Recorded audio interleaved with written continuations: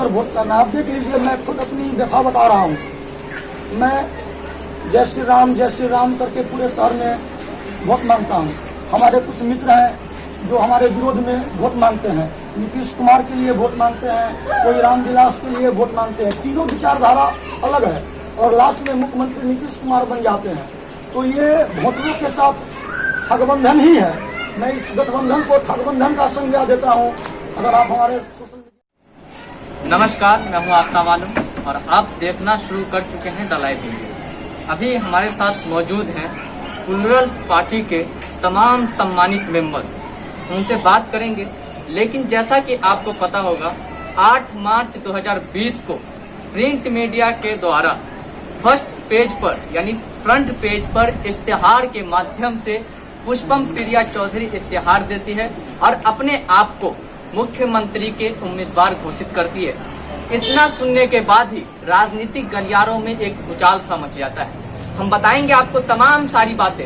यहाँ पे उनके तमाम सम्मानित कार्यकर्ता, तमाम सम्मानित सदस्य हमारे साथ मौजूद हैं। उनसे हम बात करेंगे आखिर प्लूरल पार्टी का एजेंडा क्या है और वो अपने आप को यानी लंदन में रहकर वो यहाँ बिहार आकर राजनीति शुरू करती है और अपने आप को मुख्यमंत्री के दावेदारी घोषित कर देती है। तो आखिर क्या है राज, ये सब बातें आपको बताएंगे। यहाँ पे उनके तमाम जो आपको बता चुके हैं सम्मानित सदस्य मौजूद हैं। तो मैं चाहूंगा कि सबसे पहले मैं उनका तारुफ करवा दूं। और हमारे साथ मौजूद हैं डॉक्टर आमिर साहब जो एग्जीक्यूटिव हैं और दूसरी तरफ हमारे साथ मौजूद हैं शमशेर साहब जो भी वो भी एग्जीक्यूटिव है। आपको बता दें कि एग्जीक्यूटिव लेजन यानी सार्वजनिक कार्यकारी संपर्क बनाना और सदस्य को जोड़ना। आपको पहले मैं बता चुका हूं कि जिस तरीके से प्लूरल पार्टी अपनी दावेदारी घोषित करने के बाद बिहार के अलग अलग जिलों में जाकर के सदस्यता अभियान में तेजी दिखा रही है और लगातार इनसे सदस्य जुड़ भी रहे हैं।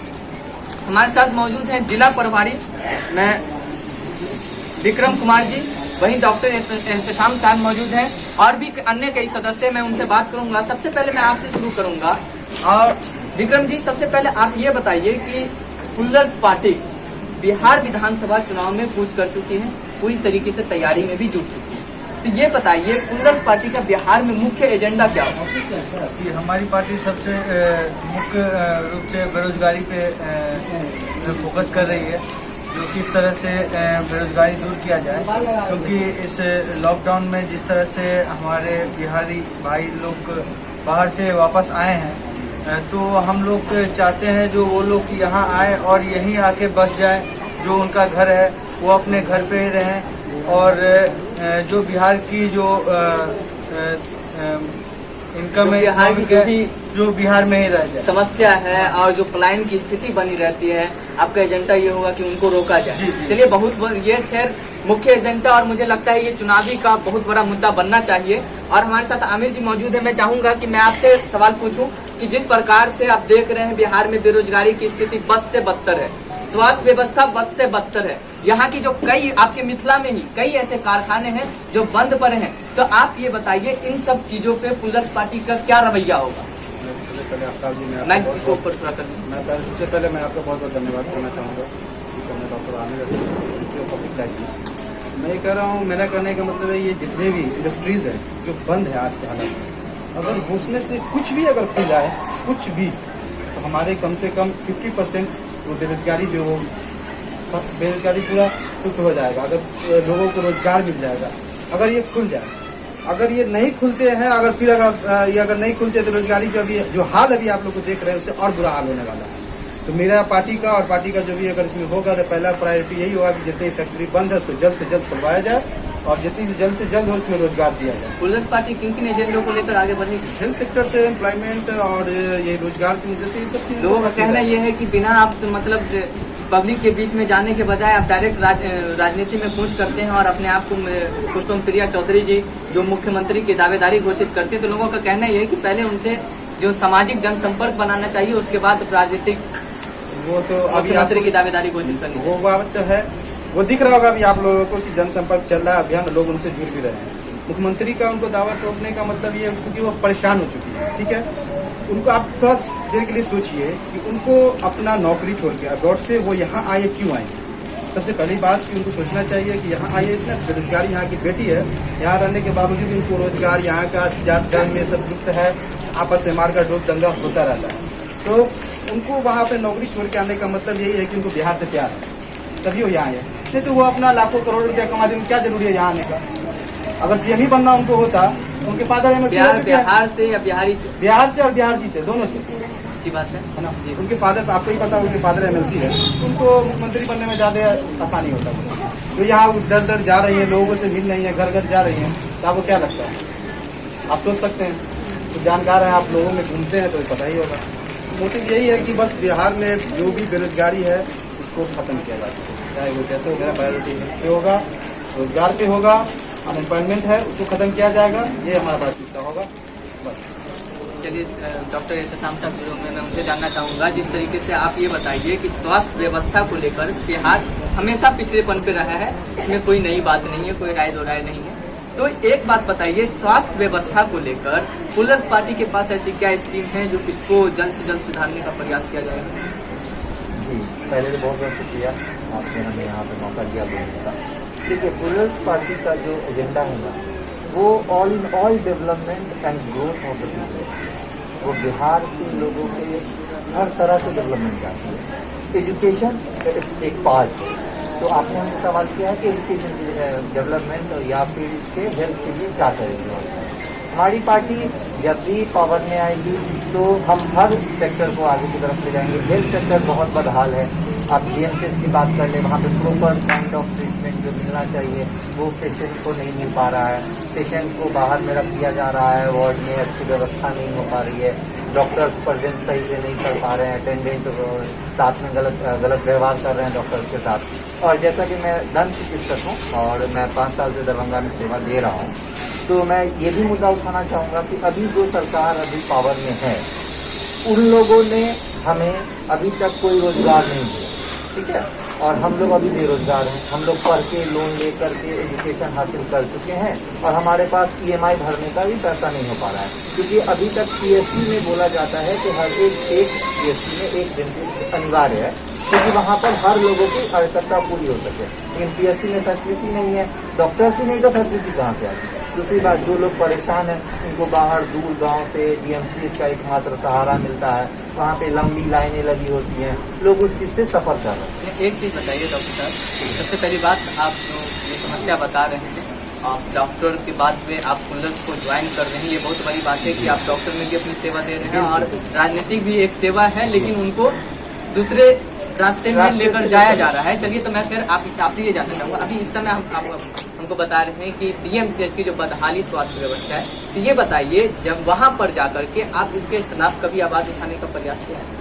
बिल्कुल प्रयास किया जा रहा है, बार बार बोला जा रहा है, दिखाया भी जा रहा है, मीडिया में भी आ रहा है। कभी कोई ऐसी घटना हो जिसकी पे कोई सुनवाई न लिया हो, मतलब कभी देखिए, जो भी घटना घट जाती है उसके बाद उस घटना पे तो सुनवाई होगी, क्योंकि वहाँ पे अगर ऐसा सिचुएशन क्रिएट होना चाहिए कि कोई घटना ही ना घटे ना, ऐसा नहीं हो कि वहाँ पे पेशेंट के साथ कुछ गलत हो जाए, पेशेंट को छोड़ दिया जाए। बताया तो ये भी जा रहा है ना कि आप मतलब दरभंगा को एक एम्स का सौगात मिलने जा रहा है। बहुत अच्छी बात है, एम्स का मोस्ट वेलकम हम करते हैं। अगर एम्स की फैसिलिटी हम सारे बिहारवासी की ओर से हम फायदा उठाएंगे, दरभंगा के वासी फायदा उठाएंगे, तो ये बहुत अच्छी बात होगी हमारे लिए। तो हमारे पार्टी का जो एजेंडा है ये ऑल इन ऑल डेवलपमेंट, सारे सेक्टर को, एग्रीकल्चर के लिए हो, हमारा जो भी फार्म रिसोर्स लगाने का, तो उस सेक्टर में भी हम लोग काम करना चाह रहे हैं। मेडिकल भी एक सेक्टर है। एक्चुअली मैं बात ज़्यादा मेडिकल इसलिए कर रहा हूँ क्योंकि मैं उस सेक्टर को बहुत नज़दीक से देख रहा हूँ और समझ पा रहा हूँ, इसलिए मैं ये बात कर रहा हूँ। चलिए, अभी हमारे साथ जुड़े हुए हैं छात्र नेता के काफी चर्चित चेहरा जी है, कुमार मंगलम जी। तो स्वागत है आपका हमारे चैनल पर। सबसे पहले आप अपने माइक को संभाल लीजिए। और तो सबसे पहले स्वागत है आपका हमारे चैनल पर। तो ये बताइए, आप प्लूरल्स पार्टी को किस दृष्टिकोण से देखते हैं? अपना अपना नजरिया है। मैं आप लोगों से फिर से कहना चाहता हूं कि कोई नई चीज को देखकर लोगों में एक उत्सुकता सी होती है। जैसा कि आप लोग हमसे पूछना जानना चाह रहे हैं, तो बेशक ये नई पार्टी जिस तरीके से काम कर रही है, जिस तेजी से इन्होंने अपना चेहरा आगे किया है, जिस तेजी से ये युवाओं में संपर्क बढ़ा रही है, जिस तेजी से इनका कार्यक्रम हो रहा है, सोचने की बात है इस बार विधानसभा इतना आसान नहीं होगा। तो आपको क्या लगता है सत्ता परिवर्तन हो पाएगा? सत्ता परिवर्तन हर बार की तरह इस बार उतना आसान नहीं होगा।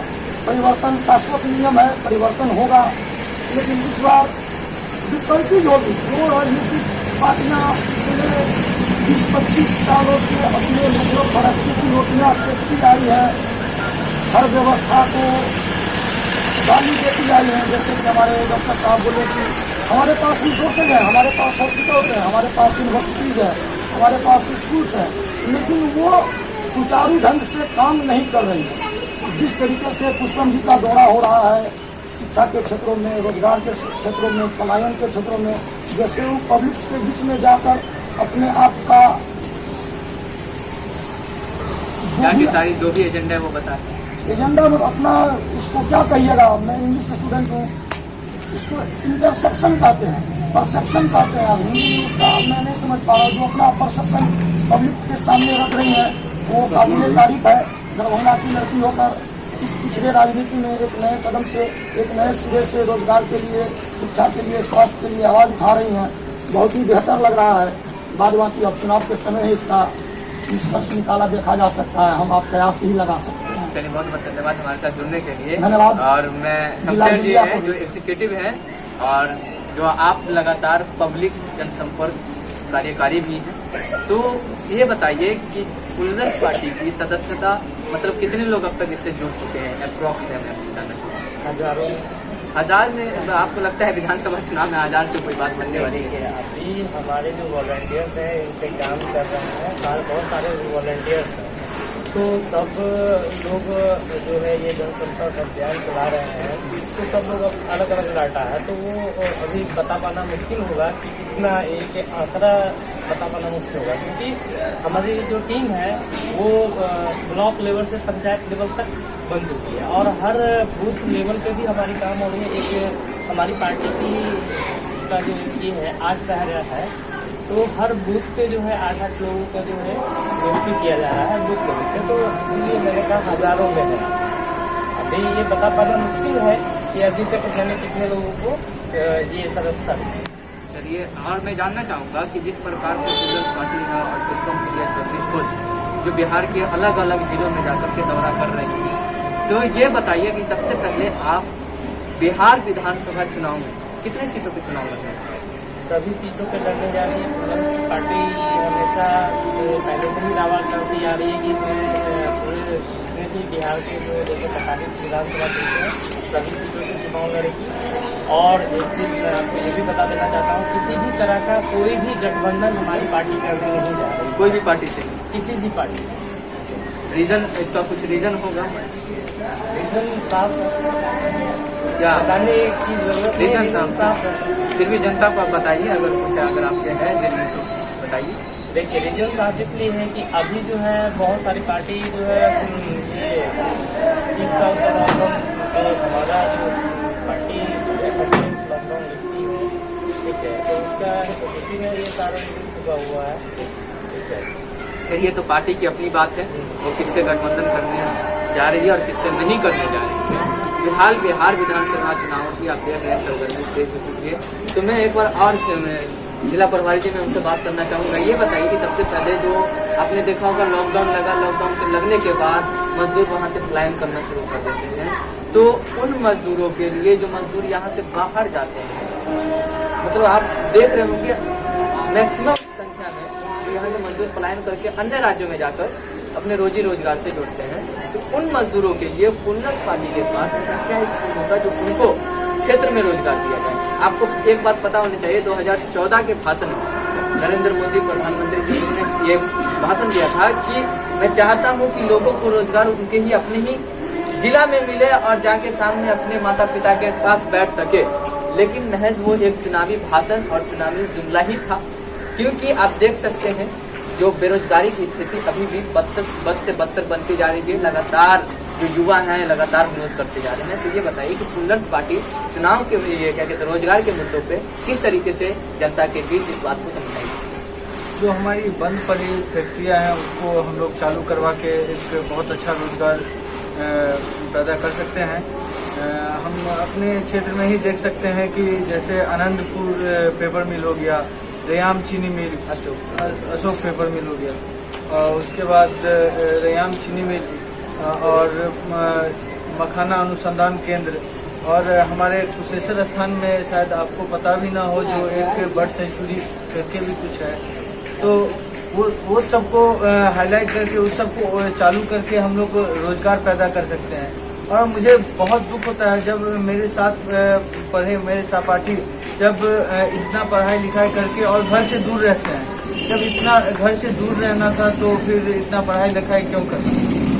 तो हम लोग इसी बात पे ज़्यादा फोकस करेंगे, जो हमारे जो बिहार के वासी हैं वो बिहार में ही रोजगार मिले उनको, और इसके लिए हम लोग बहुत मेहनत कर रहे हैं और आशा करते हैं जो हमारे जनता है वो हमें सपोर्ट करेगी और इस बार हम लोग पूरे 243 सीट पे विजय प्राप्त करेंगे। चलिए, बहुत बहुत धन्यवाद हमसे बात करने के लिए। सबसे पहले मैं आखिर में आमिर जी आपसे जानना चाहूँगा कि आप हमारे चैनल के माध्यम से जो बिहारवासी, तमाम बिहारवासी हैं, हमारे जो दर्शक हैं, उनको क्या संदेश देना चाहेंगे एक प्लूरल पार्टी की ओर से?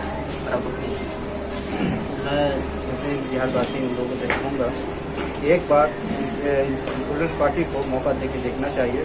मतलब 30 साल से अन्य पार्टी को उन लोगों ने मौका दिया, लेकिन उसका क्या फ़ायदा होगा वो खुद भी जानते हैं। तो अगर इनको एक बार मौका दिया जाए उसमें ज़रूर उनको बदलाव दिखेगा, क्योंकि युवाओं में जोश है, आक्रोश है। पलायन जो हुआ है इसके लिए बहुत ही आक्रोश है, और जब इससे जुड़ेंगे पार्टी से लोगों की एक उम्मीद होती है और उस उम्मीद को पार्टी खरीद होती है।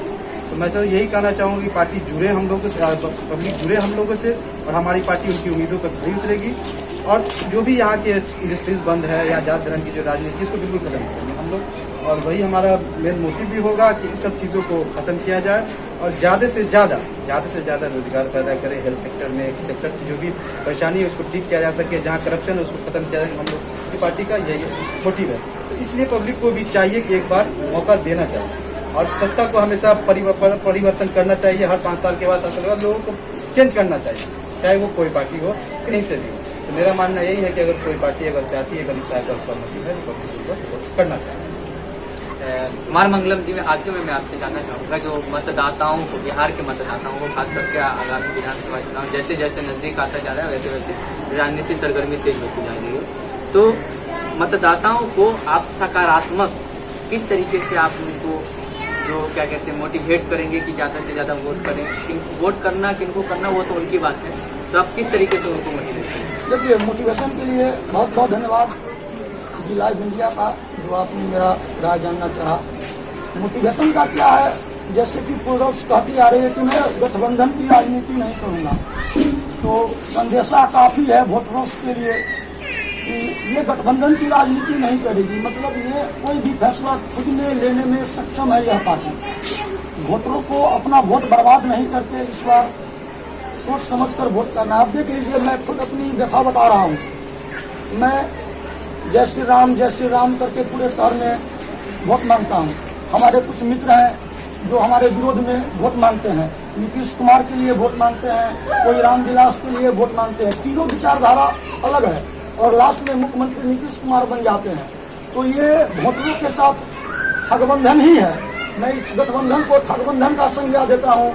अगर आप हमारे सोशल मीडिया से जुड़े हुए हैं तो इस ठगबंधन की राजनीति से ऊपर उठकर बिहार की जनता इस बार वोट करेगी, आशा और उम्मीद यही है। बाद बाकी बजरंगबली जाने। धन्यवाद, बहुत बहुत धन्यवाद आपसे बात करने के लिए। आखिर में मैं दर्शकों को भी बताना चाहूँगा, जैसा कि आप द लाइव इंडिया का एजेंडा जान ही चुके हैं, चाहे सरकार किसी की भी बने, बात विकास की होनी चाहिए। बहुत बहुत धन्यवाद हमारे साथ बने रहने के लिए। अगर आपको हमारा काम पसंद आता हो तो डिस्क्रिप्शन में जाकर आप हमारे काम में सपोर्ट भी कर सकते हैं, और चैनल को अभी तक अगर आपने सब्सक्राइब नहीं किया तो चैनल को सब्सक्राइब कर दें और बेल आइकन भी दबा दें, ताकि ऐसी तमाम वीडियो की नोटिफिकेशन आपको सबसे पहले मिले और हम आपको विधानसभा चुनाव की तमाम छोटी बड़ी अपडेट आप तक पहुंचाने में सक्षम रहेंगे। फिर मिलते हैं हम आपसे अगले वीडियो में। धन्यवाद। Thank you everyone.